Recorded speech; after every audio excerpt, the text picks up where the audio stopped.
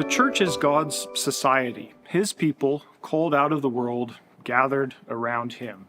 And the Bible uses a number of very rich images and metaphors to describe that reality. The church is the covenant assembly, the servant who belongs to the Lord, the great king, just as sheep belong to the shepherd. The church is the embassy of grace.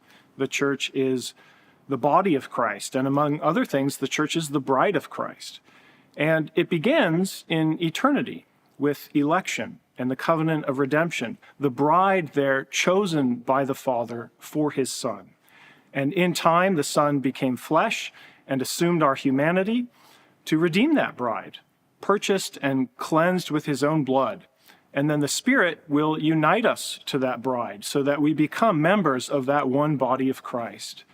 So our relationship to Jesus then is personal, but it's never private. It always comes with a relationship to his church as well. The church then is God's house. It's an institution that is created and sustained by the preaching of the word, baptism, the Lord's Supper. That's how Christ builds his house. And the Spirit uses these means to make a desert into a garden. The church is also a family. It's God's house, a place, and family, a people.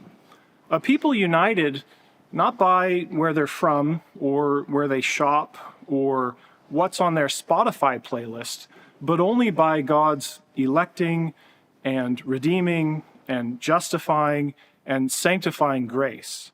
And so the church, though in itself a pretty mixed bunch, becomes that spotless bride and is that part of God's work that anticipates glory.